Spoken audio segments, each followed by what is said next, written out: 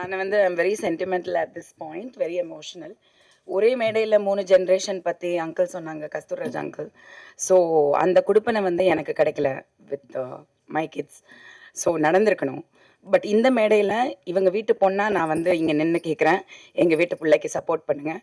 ஏன்னா இவனும் என்னோட மகன் மாதிரி தான். அவனுக்கு நான் கேட்குற சப்போர்ட்டை விட நான் வந்து பவிஷ்க்கு கேட்குறேன். Because is such a wonderful child. அது பேச்சுலேயும் இதுலேயுமே உங்களுக்கு தெரிஞ்சிருக்கும். ரொம்ப நல்லா மேலுக்கு வர வேண்டிய பையன். சப்போர்ட் பண்ணுங்க. கண்டிப்பாக படத்தை வந்து பாருங்க, நல்லா வருடா.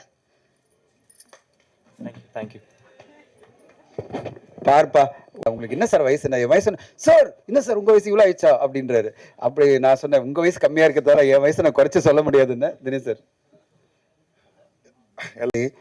Working in the film and உங்கள் தாத்தா உங்கள் மாமா சொல்லுங்கள்.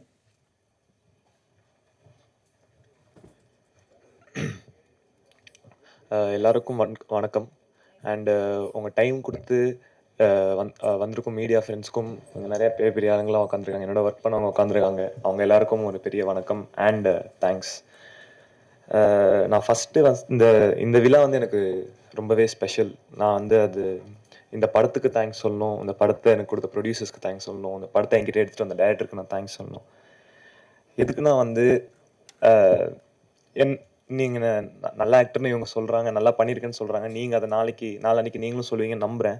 பட் அதுக்கு முன்னாடி எல்லாரும் வந்து என்ன சொல்லிட்டாங்கன்னா, இவன் நல்ல பையன், நல்ல மனுஷன் சொல்லிட்டாங்க. அதுவும் எங்கள் தாத்தாவும் எங்கள் செல்வா சாரும் இந்த ஸ்டேஜில் இருக்கும்போது சொன்னது அது இன்னும் ஒரு ஸ்பெஷலான ஒரு மொமெண்ட்டாக இருந்தது. ஸோ அதுக்கு ஒரு பெரிய தேங்க்ஸ். அண்ட் டெஃபினட்டாக நான் தனஞ்சயன் சாருக்கும் தினேஷ்ராஜ் சாருக்கும் ஒரு பெரிய தேங்க்ஸ் சொன்னோம். ஏன்னா இந்த படத்தை வந்து இன்னைக்கு இப்படி வந்து நிறுத்துவாங்க நானே எதிர்பார்க்கல. அது ரொம்பவே சந்தோஷமாக இருக்குது. நம்ம படத்தை பற்றி எல்லாரும் பேசுகிறாங்க, அது ரொம்பவே பெருமையாக இருக்குது. அண்டு இந்த படத்தோட ஆக்சுவல் ஹீரோ மகேஷ் சாருக்கு நான் வந்து ஒரு பெரிய தேங்க்ஸ் சொல்லணும், கண்டிப்பாக தேங்க்ஸ் சொல்லணும். நான் நிறைய இடத்துல சொல்லிட்டேன், 3 ஈவெண்ட்றதுனால இங்கே பேசுறதுக்கு கண்டென்ட்டே இல்லை. ஆனாலும் பட் ஒரு பெரிய தேங்க்ஸ் சொல்லணும். அவரோட ஹார்ட் ஒர்க், அவரோட 10% 20% ஹார்ட் ஒர்க் தான் நான் அந்த படத்துக்கு கொடுத்துருக்கேன். அவர் ஹார்ட் ஒர்க் தான் அந்த படத்தில் பெருசு. அண்டு எனக்காக எல்லாத்தையும் கண்டிப்பாக அவருக்காக இந்த படம் ஒரு பெரிய சக்ஸஸ் ஆகணும். அண்டு படத்தில் வனிதா மேம் இருக்காங்க, செல்வா சார் இருக்காங்க, கே ரவிக்குமார் சார் இருக்காங்க. நான் வந்து ஒன்றே ஒத்துக்க மாட்டேன். எல்லாருமே வனிதா மேம் எக்ஸ்பீரியன்ஸ் சொல்கிறாங்க. அவங்க எக்ஸ்பீரியன்ஸ் தான், ஆனால் அப்படி கிடையாது செட்டில். அவங்க ஒரு யூத் தான் ஆக்சுவலாக.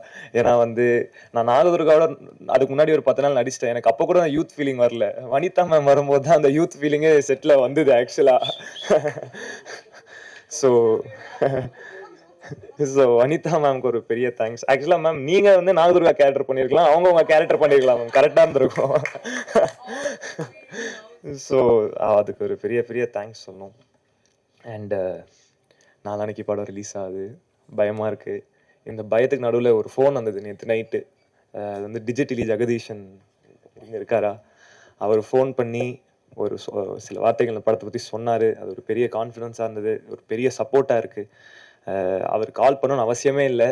நேற்று 20 பேர் பார்த்துருக்காங்க, யாருமே கால் பண்ணல. டைரக்டருக்கே நான் தான் கால் பண்ணி கேட்டேன் என்ன சொல்கிறாங்க படத்தை பற்றின்னு. ஆனால் அவராக நினச்சி கால் பண்ணி சொல்லியிருக்காரு. அதுக்கு ஒரு பெரிய தேங்க்ஸ் நான் சொல்லணும். அண்டு படத்தில் ஃபாக்சன் இருக்காரு, அவர் மியூசிக் இன்னைக்கு இந்த அவர் மியூசிக்கை பார்த்துட்டு நிறைய பேர் இது என்ன படம்னு கேட்குறாங்க. ஸோ அதுவே வந்து ஒரு நல்ல விஷயம் தான் நான் நம்புகிறேன். அண்டு ஃபாக்சனுக்கு ஒரு பெரிய தேங்க்ஸ். அண்டு எல்லா ப்ரொடியூசர் வந்து படம் வந்து ரிலீஸாக ஹிட் ஆனதுக்கப்புறம் கிஃப்ட் கொடுப்பாங்க. இவங்க இந்த ப்ரொடியூசர் ரொம்ப நல்ல ப்ரொடியூஸராக இருக்கிறாங்க. படம் ஹிட் ஆகிறதுக்கு முன்னாடியே கிஃப்ட் கொடுத்து இது பண்ணிட்டாங்க, உழைப்பு கொடுத்தாங்க. சார் அது not very big thing sir. நானும் ஆக்சுவலி நிறைய ஆர்டர் பண்ணியிருக்கேன் சார் இந்த படத்துக்கு. சார் தினேஷ் சார் கூட இன்னொரு படம் வேறு பண்ணுறேன், அந்த படத்துக்கு நிறைய ஆர்டர் பண்ணுறேன். ஸோ எஸ் சார், அது அதான் நம்ம ஸ்ட்ரெஸ்ஸாக இருக்கும் அப்போ, அதனால ஜாலியாக பேசி நம்ம இதாக நான் இப்படி பேசுகிறேன். அண்டு நாளைக்கு படம் வருது, எல்லாரும் பாருங்க, பார்த்துட்டு எல்லாருக்கும் பிடிக்கும் நம்புறேன். படத்தை சப்போர்ட் பண்ணுங்க. And thank you so much. Pavish வந்து யூரியன் வந்துட்டாங்க, இதை பேச எங்களோட எல்லாரோட பேச்சை கேட்டதுக்கு. ஸோ கடைசியாக ஒரே ஒரு விஷயம் மட்டும் சொல்ல விரும்புகிறேன். ஸோ கான்ஃபிடென்ட்ன்றதை விட எங்களுக்கு வந்து இந்த படத்தில் இது வரைக்கும் ஒரு படம் வந்து வியாபாரம் ஆகணுன்றது இப்போ இருக்கிற இதில் ஆஸ் அ ப்ரொடியூசராக ரொம்ப கஷ்டம். ஆனால் இந்த படத்தில் எங்களுக்கு வந்து இப்போவே நாங்கள் வந்து சக்ஸஸை ஃபீல் பண்ணுறோம். ஏன்னா எங்களுக்கு இதில் சக்ஸஸ் இருக்குது. ஸோ எங்களுக்கு அது சக்ஸஸ் ஆகிறதுக்கு இவ்வளோ பேர் ஒரு ஓவர்சீஸாக இருக்கட்டும், ஒரு தெலுங்கு ரைட்ஸாக இருக்கட்டும், ஒரு சின்ன தமிழ் படம் தெலுங்குல வாங்கி அங்கே டப் பண்ணி அங்கே ரிலீஸ் பண்ணுறோம், அதுக்கு ப்ரொமோஷன் நடக்குது. ஒரு சின்ன படம், இது வந்து சின்ன படம். அப்போது பார்த்துக்கோங்க, படம் அவ்வளோ நல்லா இருக்கிறதுனால இவ்வளோ தான் நடந்திருக்கு. ஸோ அந்த ஒரு கான்ஃபிடென்ட்டோட நாங்கள் வந்து திரும்பவும் இதே மாதிரி ஒரு சக்ஸஸ் மீட்டில் எல்லாருக்கும் கிஃப்ட் கேட்கறதுல அது எல்லாமே எங்கள் சைட்லேருந்து தரப்படும். அதுதான் சொல்கிறதுக்கு தான் வந்து சார் ஒரு கமிட்மெண்ட் சொல்லிடுறேன் சினிமா மீடியாலேருந்துப்பா. உட்காருங்க சார் நான் கொஞ்சம் தெளிவாக இருக்கேன். அனுப்ப இந்த சார் சினிமா மீடியா தரப்புலேருந்து இங்க இருக்கும் மேடையில் இருக்கும் அனைவருக்கும் ஒரு gift தருவதாக உறுதி கூறியிருக்கிறார்கள். அவருக்கு என்னோட நன்றி சார். அதுல கண்டிப்பா நீங்க ரேகா அண்ட் ஜெகதீஷ் இன்க்ளூட் பண்ணிக்கணும். ஓகே, அடுத்ததா ஜெகதீஷும் வந்து பேசணும் ஆசைப்படுறேன். ஏதோ ஆஃபீஸ் ஹோல்டர் மாதிரி கேளுங்க. கமான். நீயா இந்த மேடையில பேசும்போது ஒன்று சொன்னீங்க. என்ன சொன்ன? நீங்க படம் பார்க்குற ரிப்போர்ட்ஸ் எல்லாம் படம் பார்க்குறவங்களாம் ஒரு மனநிலை, சரியான மனநிலை, எங்கெல்லாம் மனநிலை இல்லாதவன்னு சொல்ல வரீங்க. நான் வந்து பவுன்சர்ஸ் போட்டு வெளியில லாக் பண்ண போறேன் கதவை. இந்த போனை நோண்டிட்டு வெளில போறது இதெல்லாம் நான் கவனிச்சிட்டு இருக்கிறேன். சில பிரஸ் ஷோல நாட் அலவுடு. போனை வந்து நீங்க, அது நம்ம வேலை இல்ல, தொழில் தானே, அதுக்கு தானே வந்து படம் பார்க்குறோம். அந்த நான் ரிக்வெஸ்டா கேட்குறேன். இப்போ நானுமே நம்ம ஒரு படம் பார்க்க கதை கேட்குறோன்னு வைங்களேன், இடையில வந்து அந்த கதைக்கு நடுவில் நமக்கு டிஸ்டர்பன்ஸ் வரும்.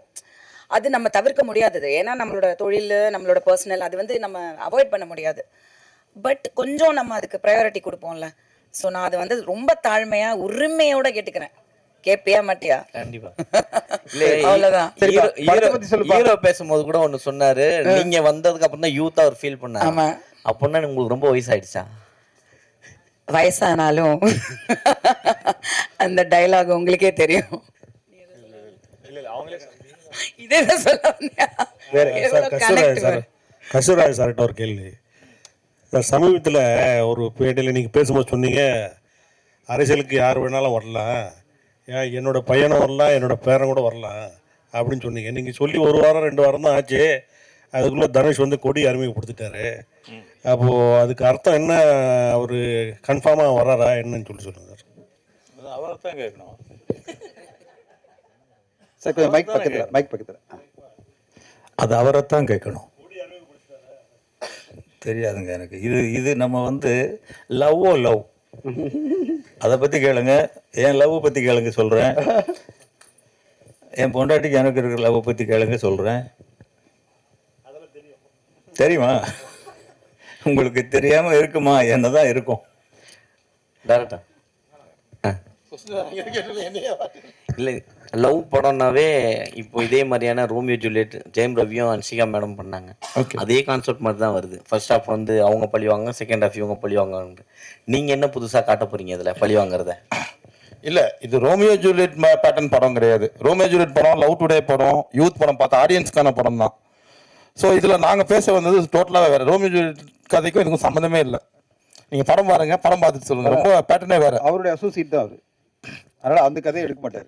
நம்பிக்கையோட இருக்கலாம். ஆக்சுவலாக இது வந்து எக்கனாமிக்கல் எமோஷனாக தான் நம்ம அதில் பேசியிருக்கோம். இன்னைக்கு எக்கனாமிக்ஸ் எவ்வளோ முக்கியங்கிறதான் பேசியிருக்கோம். ஸோ நீங்கள் இன்றைக்கி உங்கள் ஃபோனில் இங்கே இருக்கிற எத்தனை பேர் வந்து பேங்க்கில் போய் நீங்கள் அப்ளை பண்ணி கிரெடிட் கார்டு வாங்கினீங்கன்னு தெரியாது. எல்லாமே உங்கள் காதுக்கு வந்திருக்கும். உங்கள் ஃபோன் பண்ணி கார்டு வாங்கிக்கிங்கன்னு வந்திருக்கும். அந்த கார்டில் ஏதோ 1 மாதம் 2 மாதமோ நீங்கள் கட்டலைன்னா உங்களை சார்னு கூப்பிட்டு கார்டு கொடுத்தாங்க. உங்களை என்னென்னலாம் கேட்பாங்கன்றது யோசிச்சு பார்த்துக்கலாம். ஸோ அதை பற்றின கதை தான் இது. இதை நான் லவ்க்குள்ளே சொல்லியிருக்கேன். ஸோ நம்ம ஒரு கடன்லேருந்து எவ்வளோ சேஃபாக இருந்துக்கணுங்கிறது மட்டும்தான் இந்த கதையில் சொல்லியிருக்கோம். வேறு வழி இல்லை பண்ணுறது. வேறு கேள்வி இருக்கா? ஓகே, வேறு எதுவும் கேள்வி இல்லையா? Thank you sir. Sorry sir, லேட்டே கூப்பிட்டுருக்கலாம். இல்லை, இருந்தாலும் இந்த ஃபோன் எனக்கு ஒன்று கொடுக்கல அப்படிங்கிறது நான் அவ்வளோ கூட செய்யலையா சினிமாவில். சக்ஸஸ் ஆன உடனே உங்களுக்கு தான் சார் ஃபர்ஸ்ட். சரி, கேரண்டி சார். நான் சக்ஸஸ் ஆன உடனே வா சார், எங்க படம் சார், உங்கள் படம் சக்ஸஸ் தாங்க. அதை சொல்ல தான் வந்தேன் நானுங்க. பாக்ஸ் ஆஃபீஸ் இங்கே வந்து பார்த்தீங்கன்னா பொதுவாக மீடியா பீப்புள்னா கொஞ்சம் ஒரு கால்வாசி இருப்பாங்க, இல்லாட்டி பாதி இருப்பாங்க. இவ்வளவு பேக்கடா நான் இப்போ தான் பார்க்குறேன். இவ்வளவு பேர் இங்கே இருக்கிறதுனால தான் உங்ககிட்ட ஒரு ரெக்வஸ்ட் வைக்கணும்னு தான் நான் திருப்பி வந்தேன். இந்த படம் நாளைக்கு ஓடுமா அப்படிங்கிற கொஸ்டினே வரக்கூடாது, அதுக்கு நீங்கள் விடக்கூடாது. இந்த படம் சூப்பர் ஹிட் ஆகியே தீரணும். ஏன்னா நான் வெற்றி அடைஞ்சேன், என் மகன் வெற்றி அடைஞ்சான், என் பேரனும் வெற்றி அடையணும். அவன் வெற்றி அடைஞ்சு அவனுடைய குழந்தையும் நாளைக்கு இங்கே வரணும், அதுக்கு நீங்கள் எல்லாம் வரணும். அதெல்லாம் இப்போ உங்கள் கையில் தான் இருக்குது. இந்த ஒரு பாயிண்ட் உங்களுக்கு சொல்கிறதுக்கு விட்டு போச்சு. ஏன்னா இவ்வளோ பேர் இருக்கும்போது சொன்னால் தான் இது கொஞ்சம் பரவலாக போய் சேரும். தயவு செஞ்சு அதை கொஞ்சம் செய்யுங்க, பாவம் சின்ன பசங்க. என் பாட்டரை வந்து நீங்கள் ஜிம்பாய் சொன்னது மட்டும் தான் என்னால் ஏற்றுக்க முடியல. அவர் ஜிம்பாய் இல்லை. கேட்பாங்க, நல்லபடியாக பேசினா கேட்பாங்க. ஒரு உமன்ஸ் பாயிண்ட் ஆஃப் வியூவில் சொல்லுங்கள், உங்களுக்கு என்ன இருந்தது ஒரு பிஆர்ஓவா பக்கத்தில்? படம் வந்து 2 hours 10 minutes டியூரேஷன் போனதே தெரியல. It was so gripping. Screen ப்ரெசன்ஸுன்றது வந்து ரொம்ப வருஷமாக நான் கேட்டு ஸ்க்ரீனில் பார்த்து நிறைய எக்ஸ்பீரியன்ஸ் பண்ணியிருக்கேன். அது நான் வந்து I couldn't take my eyes off Pavish. I'm being very honest. அந்த பவிஷ் இருக்கிற எல்லா ஃப்ரேம்லேயும் எனக்கு பவிஷோட பர்ஃபார்மன்ஸ் மட்டும்தான் எனக்கு ரெஜிஸ்டர் ஆகுது. Pavish is grabbing all my attention and hats off to you Pavish. நான் சார் கிட்ட Day 1 சாங் பார்க்கும்போது இதுதான் சொன்னேன், இன்றைக்கும் சொல்கிறேன். நான் நேற்று நைட் என் ஹஸ்பண்ட் கிட்ட போய் சொன்னேன், star in making, mark my words, definitely going to make big. And இப்போ வந்து ஹீரோஸ் வந்து கதை கேட்க நிறைய பேர் நிறைய பிஸியாக இருக்காங்க, மேபி அவங்களோட கமிட்மெண்ட்ஸ். பட் அவங்க எல்லாருக்குமே இப்போ ஆஸ்பைரிங் டைரக்டர்ஸ் எல்லாருக்குமே வந்து you are there for them, you are the treat for them. Definitely, just because stage indradanaala I'm not saying this, you stole the show. You are the one man show, like great. It was too great and extraordinary performance. I love the film.